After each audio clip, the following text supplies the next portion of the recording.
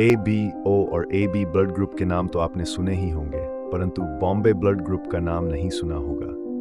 मुंबई के डॉ भेंडे ने 1952 में इस ग्रुप को खोजा था।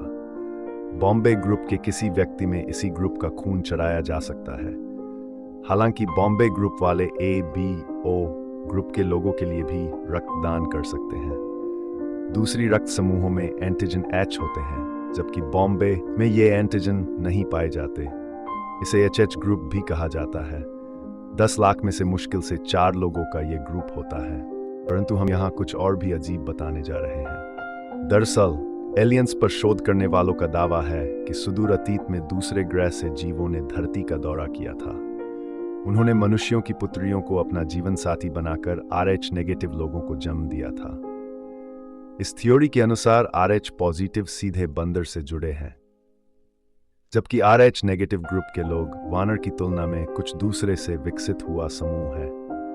84 से 85% लोग जिनका ब्लड ग्रुप पॉजिटिव है वे बंदर की नस्ल से आते हैं, जिनमें O positive 38%, B positive 9%, A positive 34% और AB पॉजिटिव 3% है।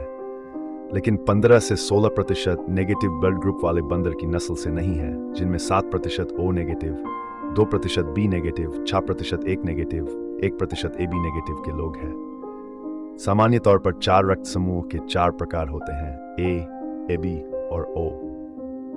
विज्ञान विकास प्रक्रिया में RH नेगेटिव लोगों की मौजूदगी को प्राकृतिक घटना मानने से इनकार करता है। विज्ञान RH को इस तरह परिभाषित करता है कि ये एंटीजन D मौजूदगी दर्शाता है। जो RH पॉजिटिव लोग होते हैं उनके रक्त में एंटीजन D होता है, लेकिन RH नेगेटिव लोगों के रक्त में एंटीजन D नहीं पाया जाता है। शरीर में विषाणुओं से लड़ने के लिए एंटीजन्स पैदा किए जाते हैं। अगर किसी शरीर में एंटीजन पैदा नहीं किया जाता है, लेकिन अगर इसे शरीर में बाहर से डाला जाता है, तो यह एंटीजन के साथ अपने शत्रु की तरह से व्यवहार करेगा। जान के अनुसार क्यों एक RH पॉजिटिव मां का शरीर एक RH नेगेटिव बच्चे को अस्वीकार कर देता है, इसकी यही असली वजह है।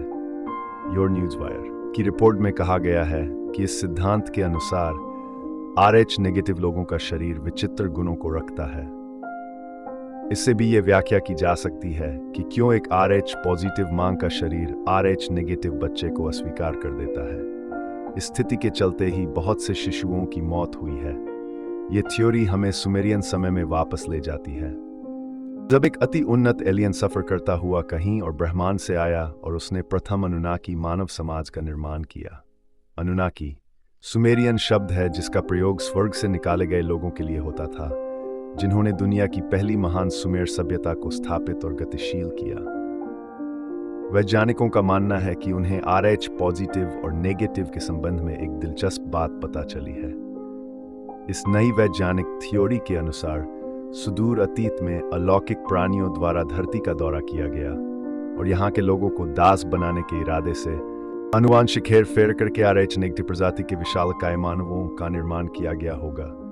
यह भी माना जाता है कि इन प्राचीन प्राणियों ने योजना बनाकर आदिम जाति को आनुवांशिक रूप से परिवर्तित कर दिया और उन्होंने सुदूर अतीत में दास के रूप में इस्तेमाल करने के लिए भी मजबूत और अधिक पर्याप्त प्राणियों को बनाया होगा। दिलचस्प है कि नेगेटिव RH की विशेषता घोर परिश्रम है। उदाहरणार्थ ब्रिटिश राज परिवार, जिन्होंने संभवतः अलौकिक वंश के बारे में विवादित सिद्धांतों को जन्म दिया, हालांकि इस परिकल्पना की पुष्टि नहीं की गई है।